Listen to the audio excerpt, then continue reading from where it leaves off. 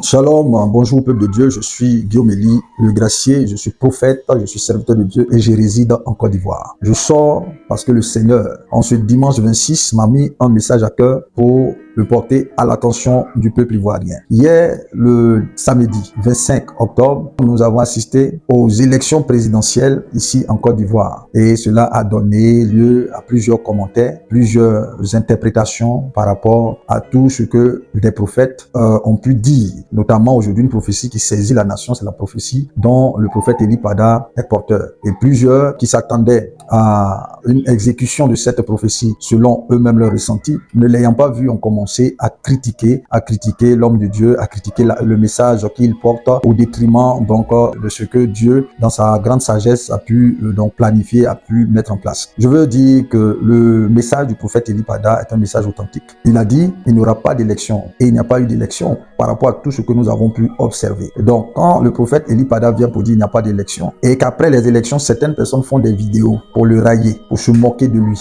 ça pose un problème. Ça veut dire que dans cette nation, il n'y a même pas de crainte de Dieu parce que le porteur de message, il ne porte que la parole de Dieu. Or, la parole de Dieu, c'est Dieu lui-même. J'ai entendu des choses qui m'ont révolté, des choses qui m'ont écœuré. Et à un moment donné, j'ai dit à Dieu, mais Dieu, pourquoi tu n'as pas réalisé les choses comme il se devait? Et si c'est comme ça, moi, je ne vais plus parler de ta part. Parce que dans cette nation, on a l'impression que tu envoies tes prophètes toi-même à l'abattoir. Ils osent dire des choses que les autres ne veulent pas dire et au final, tu les laisses. Dieu m'a posé une question. Vous savez, ce genre d'entretien entre un prophète et puis Dieu a des fondements bibliques. Le prophète Habakkuk a dit dans le 2e chapitre de son livre qu'il se tenait sur la tour et il observait ce que Dieu allait répondre à sa prière. On a vu Jérémie se plaindre de Dieu. On a vu Malachie, on a vu des prophètes le faire. Donc cette façon de parler avec Dieu, ça existe entre les prophètes et Dieu. Néanmoins, ce que je n'ai pas compris, c'est l'euphorie autour donc de cette prophétie qui ne s'est pas réalisée, comme je le dis, selon vos pensées. Dieu a dit, vos pensées ne sont pas mes pensées, vos voix ne sont pas mes voix. Vous savez, quand Dieu donne une prophétie, la prophétie, elle est activée. Mais son exécution ne dépend plus de vos émotions, de vos attentes. C'est ce que vous devez comprendre. Le prophète Eli Pada portait un message prophétique qui dit qu'il ne va pas y avoir d'élection. Et il n'y a pas eu d'élection. Il n'y a même pas eu d'élection. Tout le monde sait qu'il n'y a pas eu d'élection en Côte d'Ivoire. Maintenant, j'ai vu des serviteurs de Dieu, des enfants de Dieu porter des critiques acerbes vis-à-vis de l'homme de Dieu. Comme si en réalité, il y avait un règlement de compte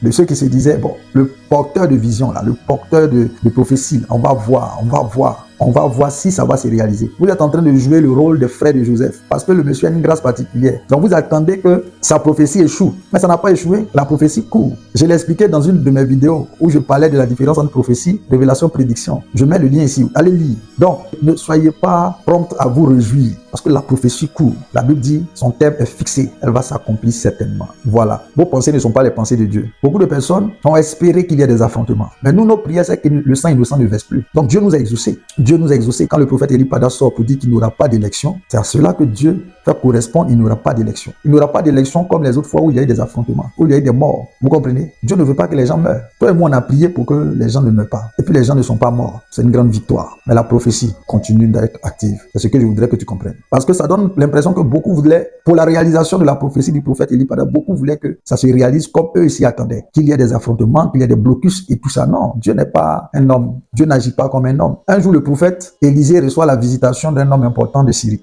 Il s'appelle Naaman, lépreux. Il vient vers Élisée. Et lui, il s'attend à ce qu'Élisée fasse les choses comme lui veut. C'est-à-dire qu'il dit, je pensais qu'Élisée allait sortir, il allait agiter sa main et puis il allait faire que la maladie parte de cette façon. Non. Élisée lui a dit simplement, va te laver 7 fois. Vous comprenez? Donc Dieu va toujours dévier vos calculs pour ne pas que la gloire revienne à un homme. C'est ce qu'il est en train de faire. Le prophète Eli Pada n'a pas menti. Et il a tout mon soutien. Parce que nous sommes toujours dans la prophétie. Tous les prophètes qui ont prophétisé ici, là, la plupart des prophètes qui ont prophétisé avec l'Esprit de Dieu, leur prophétie se réalise. Donc si je sors ce matin, peuple ivoirien, d'abord c'est pour vous dire, que la prophétie s'est réalisée. Parce que les plans de Dieu ne sont pas vos plans. Vos compréhensions des choses ne sont pas les mêmes compréhensions que Dieu a. Voilà. Le prophète a dit, il n'y aura pas d'élection. Vous l'avez entendu et vous l'avez perçu autrement. C'est pourquoi vous êtes découragés.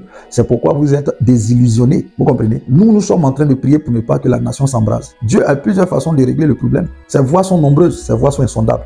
Donc ne pensez pas qu'il va faire les choses comme vous les entendez. Par expérience, j'ai vu comment Dieu n'a jamais permis qu'un homme reçoive la gloire et qu'il mette les choses comme lui veut. Voilà comment Dieu travaille. Je peux te dire que le plan de Dieu, c'est de faire une séparation dans cette saison. Et donc hier, samedi, était la date butoir, selon le conseil de Dieu, pour identifier ceux qui allaient être justifiés et ceux qui allaient être condamnés. On est justifié par la foi. Or, la foi va jusqu'à la fin. Tous ceux qui ont commencé à critiquer pour dire, voilà, vous avez écouté votre foi. La Bible dit, mon juste vivra par la foi, mais s'il se retire, mon âme ne prend point plaisir désir en lui. Vous comprenez? Il y a beaucoup qui se sont retirés hier juste avec leurs paroles. Par tes paroles, tu seras condamné ou par tes paroles, tu seras justifié. Voilà ce que dit la parole de Dieu. Donc, hier, c'était la date butoir où Dieu allait faire cette séparation entre les justes et les méchants. Donc, ceux qui se sont réjouis parce que pensant que Dieu avait échoué ou pensant que l'homme de Dieu avait échoué, je suis en train de vous faire une lecture des choses qui se sont passées dans le monde spirituel. Il y a eu une non-séparation. Il y a eu une distinction parce que c'est ce que Dieu fait au temps de la moisson. Il ne sépare l'ivraie, il ne sépare le blé. Donc, ceux qui étaient un pied dedans, un pied dehors, hier, on vous a vu. Vous qui êtes venus sur les réseaux sociaux, qui avez fait des vidéos en train de danser, pensant que vous êtes en train de faire du mal à un serviteur de Dieu. Mais Dieu vous a vu. Il a vu l'état de votre cœur. Depuis très longtemps, on parle de repentance. Mais jusqu'à ce jour-là, vous n'avez pas compris. Qu'est-ce qui s'est passé au temps de Sodome et de Gomorrhe? Au temps de Sodome et de Gomorrhe, les anges sont rentrés et les gens continuaient de pécher. Qu'est-ce qui s'est passé au temps de Noé? La Bible dit, ils jouaient, ils s'amusaient, ils faisaient tout ce qu'ils avaient l'habitude de faire, puis ça les a surpris. Dieu va vous surprendre. Il va nous surprendre nous tous. Pas comme nous, on s'attend à lui, mais comme lui, il a résolu de le faire. Il est Dieu, il est souverain. Donc comprenez ce qui s'est passé spirituellement hier. Certains ont eu la marque de la condamnation, d'autres ont eu la marque de la justification. Pierre a marché sur l'eau, mais il s'est détourné de la prophétie, il s'est détourné de la parole pour regarder aux tempêtes. Les tempêtes, c'est les moqueries. Vous comprenez? Hier, c'était le dernier délai pour que les gens rentrent dans l'arche de la foi. Et il y a beaucoup qui ont été disqualifiés. C'est maintenant que le châtiment vient. Entre il n'y aura pas d'élection et puis il n'y aura pas de 4e mandat, c'est deux choses différentes. Vous comprenez? C'est deux choses différentes. Donc, je suis venu de la part du Seigneur pour faire ce point avec vous, afin que vous compreniez ce dans quoi nous sommes. Nous sommes dans un temps de moisson. Nous sommes dans un temps de moisson. Et Dieu a dit, j'enverrai mes moissonneurs arracher l'ivraie, le séparer d'avec le blé, l'amasser dans mon grenier, amasser le blé dans mon grenier, lié à gerbe l'ivraie, le jeter au feu. Et ce feu-là, il va venir.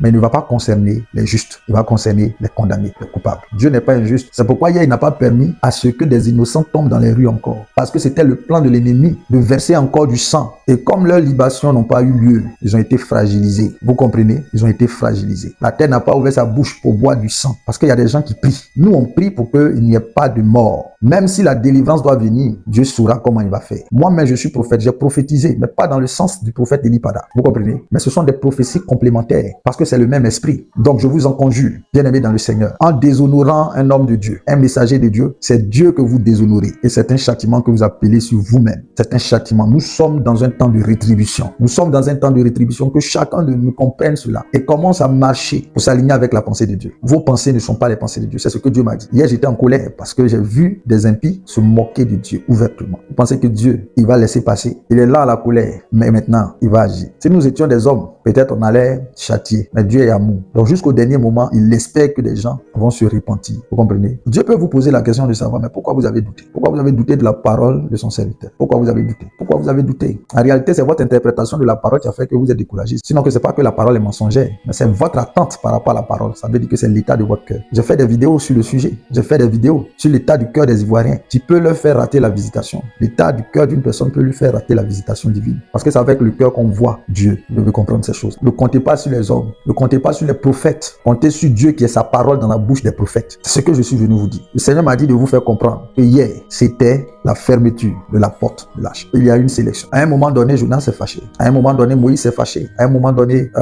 Élie s'est fâché. Jérémie s'est fâché. Pourquoi? Parce que leur attente par rapport à ce que Dieu a dit n'était pas comme ce que Dieu a fait. Dieu n'est pas un homme. Les hommes peuvent manquer de miséricorde. Nous, on peut manquer de miséricorde. Mais Dieu ne manque pas de miséricorde. Jonas est parti prêcher à Ninive et les gens se sont convertis. Lui, Jonas n'était pas content. Il aurait souhaité que les gens ne se répandent pas et que Dieu les punisse. Dieu n'est pas comme ça. Dieu surprend toujours. Il surprend toujours. Vous allez l'attendre sur une route, il va prendre une autre route. Ses voies sont insondables. Donc, nous, prophètes, nos prérogatives résident dans le fait de libérer la parole sans prendre de position. Voilà. Nous donnons la parole sans prendre de position. Et puis, Dieu, c'est lui qui s'occupe de l'exécution de sa parole. C'est comme, il y a des gens qui viennent à l'église et ils s'attendent à ce que Dieu les bénisse d'une certaine manière. Et quand ils ne voient pas, ils décident de quitter l'église. Vous êtes en train de quitter le salut parce que c'est la foi qui sauve. La Bible dit, vous êtes sauvés par la grâce au moyen de la foi. Si vous perdez la foi, vous avez perdu la grâce. Donc, vous êtes sous la condamnation de la loi. C'est ce que vous devez comprendre. Et cette manœuvre divine, ça fait que beaucoup se sont dévoilés. Ils ont dévoilé leur posture. Ceux qui ont fait les danses là, vous êtes sous un jugement. Vous tous qui avez fait des danses pour pouvoir humilier l'homme de Dieu,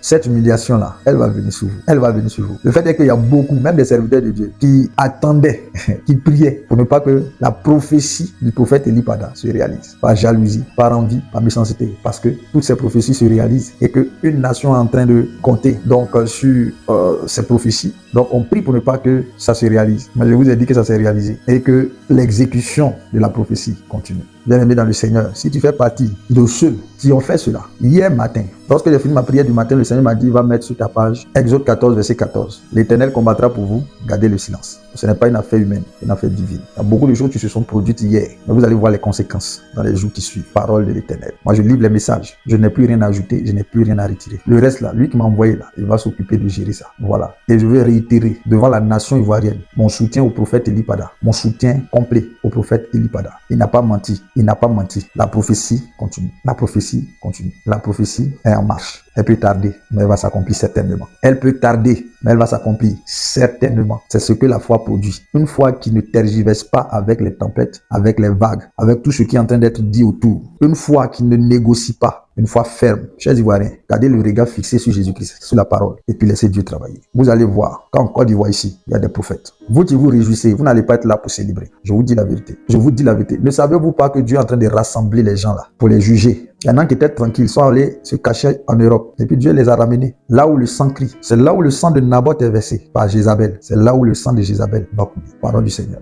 Ils seront attirés comme ça. Dieu va envoyer un esprit de mensonge, un esprit de séduction qui va les encourager. Il va les envoyer là où Dieu veut envoyer le châtiment. C'est ce qu'il a fait avec Akab. Les gens qui sont autour de vous vont recevoir un esprit de mensonge pour vous encourager à vous positionner là. C'est là que le châtiment va tomber sur vous. Mais si Dieu ne fait pas cela, vous allez penser que non, Dieu a oublié. Vous ne connaissez pas Dieu. Vous allez connaître le Dieu de Côte d'Ivoire, l'Éternel, qui règne en Côte d'Ivoire, le Dieu de Kakou Sévérin. Vous allez le connaître. Vous allez le connaître. Voilà, donc cette parole, c'est juste pour vous dire les choses qui sont en train de se passer. La prophétie d'Eli Pada s'est accomplie parfaitement. Vous comprenez? L'exécution de cette prophétie, c'est ce que nous sommes en train d'attendre. C'est ce que nous sommes en train d'attendre. Élie a dit, va pleuvoir. Dieu donne toujours des petits signes. Dieu donne toujours des signes qui ne frappent pas au regard. Donc ne pensez pas que Dieu n'est pas en train de travailler. Dieu est en train de travailler. Nous regardons les petits signes qui annoncent la pluie. Et hier, c'était le petit nuage qui annonce la pluie. Continuez de prier, intercesseur. Non pas dans le sens que quelqu'un meurt, mais dans le sens que la volonté de Dieu s'accomplisse. Priez ainsi. Chaque jour, continuez de prier jusqu'à ce que vous ayez vu l'exaucement. La foi, c'est 3 niveaux. C'est d'abord la source de la foi. La parole de Dieu dit la foi vient de ce qu'on attend de la bouche de Christ. Donc la foi, c'est une parole qui est révélée, c'est-à-dire le processus est révélé. C'est ce qui produit en nous la conviction, c'est la foi. Deuxièmement, c'est maintenant l'entretien de la foi par la persistance dans la prière. Par la persistance dans la prière, malgré les épreuves, malgré les moqueries,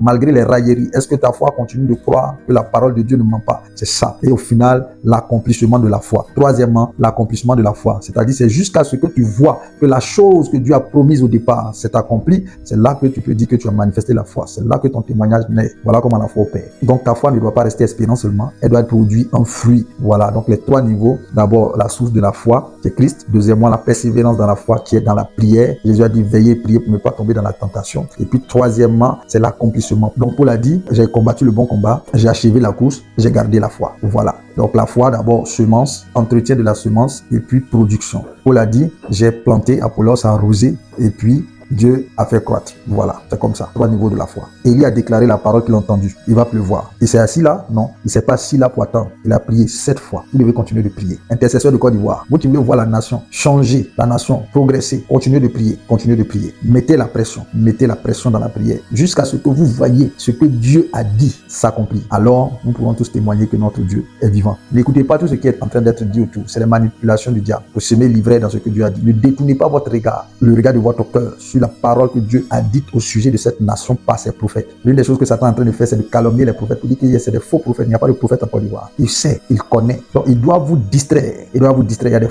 vrais prophètes. Et Eli Pada fait partie des vrais prophètes. J'ai déjà fait une vidéo dessus. Voilà. Le sel ne se dit pas salé. Donc, moi, je dis que cet homme est un homme de Dieu. Voilà, cet homme est un homme de Dieu. Donc, restez en paix chez vous, priez jusqu'à ce que vous voyez l'accomplissement des promesses de Dieu s'accomplir dans votre vie. Voilà, c'était le prophète Guillaume Gracier, serviteur de Dieu, prophète résident en Côte d'Ivoire.